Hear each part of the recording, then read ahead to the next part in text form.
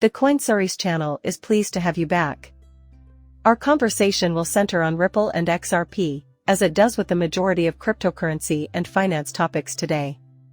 From July to the end of the year, the most often spoken phrase was "the dollar is dead, the US is doomed," by far. I'm going to give this some more focus. Plus, I'm bringing it up again because I've been seeing revived copies of an old piece. Would you say it's completely useless because it's a little bit older? Oh, I see your point.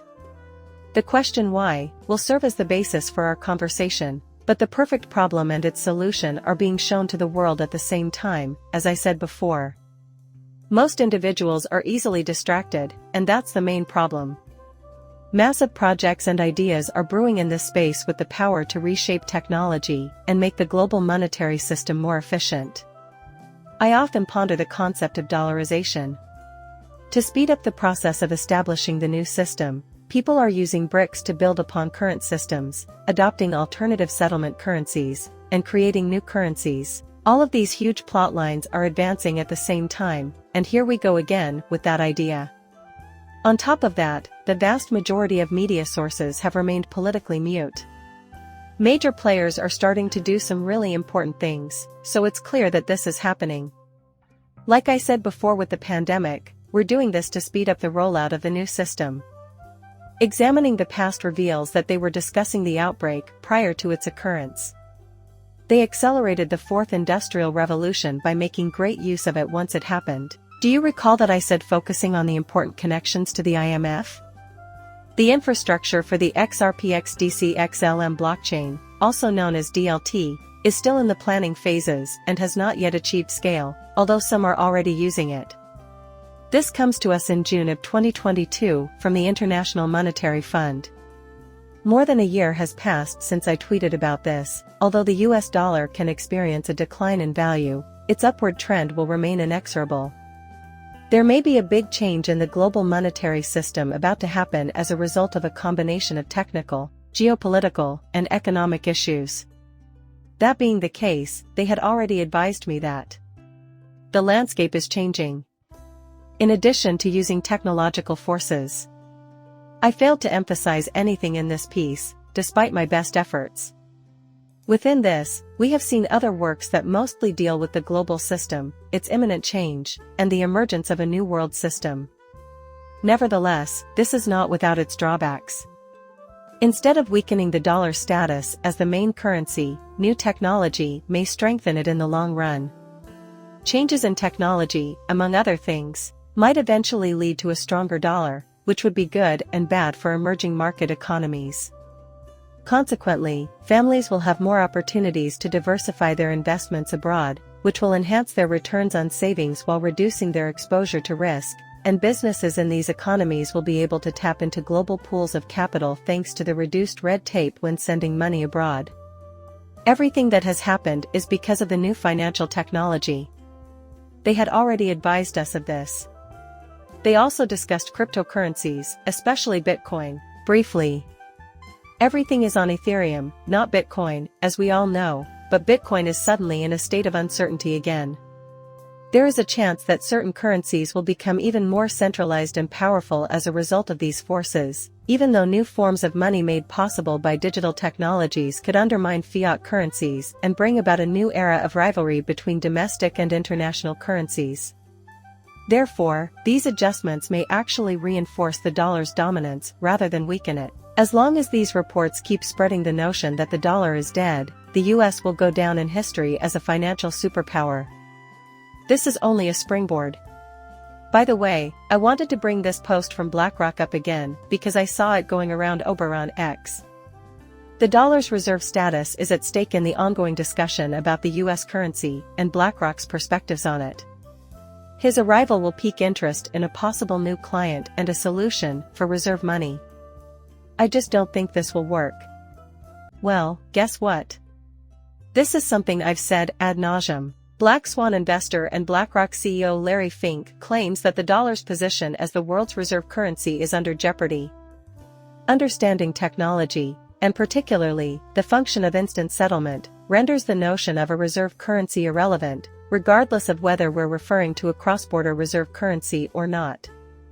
In my opinion, XRP might serve as a bridge currency for all markets. In that instance, the title may be seen as a form of reserve currency. The elimination of the need for a reserve currency is, in my view, the most accurate way to characterize instant settlement. We need a stable value, internationally dominating currency to back up transactions that take 5 to 7 business days to settle, or more. This is why we have a reserve currency. Given this, it is imperative that we select an investment with long-term stability and significant inherent value. However, once you receive quick settlement, you won't believe what occurs. It is no longer required to have a reserve currency. The essay, however, is rather out of date as it was published in June of this year, approximately when we started to see some major shifts in our banking system. Notable recent occurrences include the BRICS meteoric rise and oil's decline in value compared to the dollar. A great deal of important stuff was happening. The CEO of BlackRock will extol tokenization on March 16 and caution that we risk slipping behind in innovation if we do not. This is why I am bringing it up again. This also demonstrates that they have previously spoken with us about their plan, their objectives, the resources they will use, and how everything will work together. Larry Fink, in case you missed it, is the same one who said that tokenization will have a global impact. Earlier, we observed that the technology behind the digital asset field might have intriguing applications in asset management. This is Larry Fink. The most important market participant, in his view, is tokenization. But he did mention places like Brazil and other portions of Africa where payments are handled more effectively. In India, one such technology is UPI, a kind of real-time payment system that has been quite popular. In Brazil, a similar system called Pictures has also revolutionized the way residents pay. He went on to say that the United States is lagging behind other developed nations in terms of innovation, which is causing costs to rise. He reiterates his belief that tokenization will present a substantial opportunity. The chief executive officer of BlackRock thinks that tokenizing assets is a great way to improve investor access and costs, while also streamlining the capital market and shortening value chains. Why is this so out there now that we're examining it closely? The peculiar thing about these comments is that this particular one was seen by us just a few months ago. This demonstrates the urgency with which the US government must address cryptocurrency. Pay attention, time is of the essence. When I say quickly, I do not mince words. MiCA is a digital currency with many active users that are making rapid progress. According to rumors, MiCA will launch in the new year. We are rapidly approaching the year 2024. The US will be under a lot of pressure because of this. On top of that, I think this will be the catalyst the US needs to declare its intention to work with Europe on rules.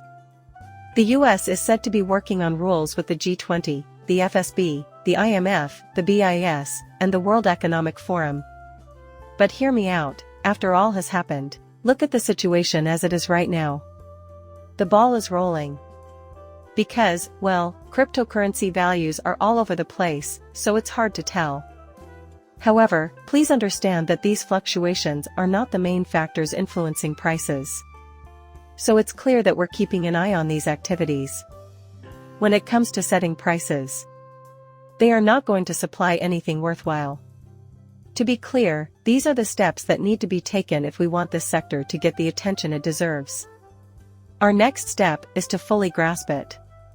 Be mindful, though, of the most recent conclusions reached by the IMF. Government agencies should get ready for the transition to digital currency, says the head of the International Monetary Fund. December 15th was the date. Considering everything that has transpired, considering all that has transpired and been seen during the previous several years, hasn't it? Everything is coming together now. Not to mention that BlackRock has probably already revealed everything, hasn't he? This is state-of-the-art material, and they've already told us the US should look into it. We were even present when a timeless, insightful phrase was said. I believe that this year, the next generation of markets and securities will be tokenized, once again using DLT, the distributed ledger technology, or blockchain. It signifies a tremendous paradigm change. Even though the US has been lagging behind, we have assurances from the IMF that they are ready. Everything is being attended to promptly. In addition, I anticipate huge shifts in the course of the next 2 years. Also, issues of standardization and regulation are not the only ones. Actually, it'll be right in the middle of the implementation process. The design of our system is changing. Throughout the Fourth Industrial Revolution, I have been talking about this, outlining the plan's timeframe, identifying the elites involved, and their objectives. Another thing I noticed is that a lot of people have said things like, "Nick, this is all just made up." Nonetheless, I'd be grateful if you could all understand that I'm the one offering these items to you.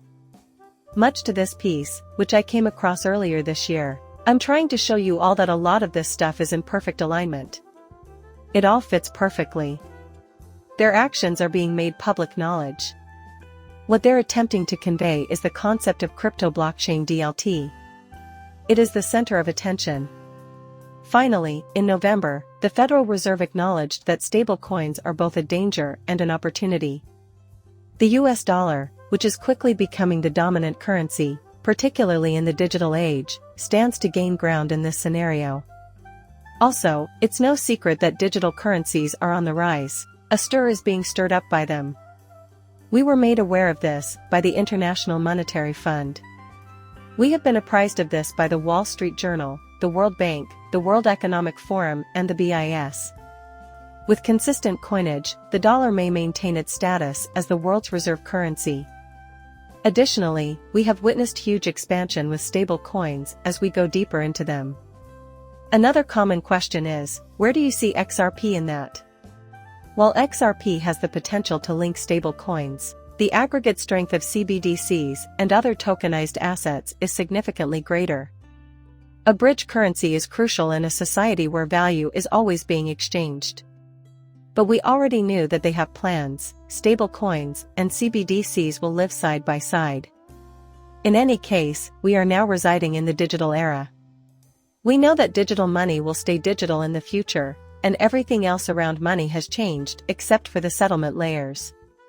Besides the rules governing money, we need to bring in a new age of safe, ultra-fast digital money and payment systems. Blockchain and DLT shine in such area. The rise of tokenization as a service is another game-changing innovation. And Ripple is obviously at the head of the pack in that regard. That being said, in my opinion, the US must immediately start accepting and studying these topics. I hear BlackRock say, "Oh, the US is lagging behind." To a certain extent, that is correct. But I think they are already trailblazers in this area. It seems like they have a plan already. I think they are hiding behind a lot of what we see because we already have US-controlled stablecoins in the market, including USDC and USDT, also known as Tether. Ether is working with a plethora of US government authorities to make sure that we focus on the actual events, not just the ones we see, especially when it comes from big players like BlackRock. Having said that, I just wanted to let you know how much I appreciated you watching this video. It would mean a lot if you could subscribe, like, and comment if you did. Goodbye for now.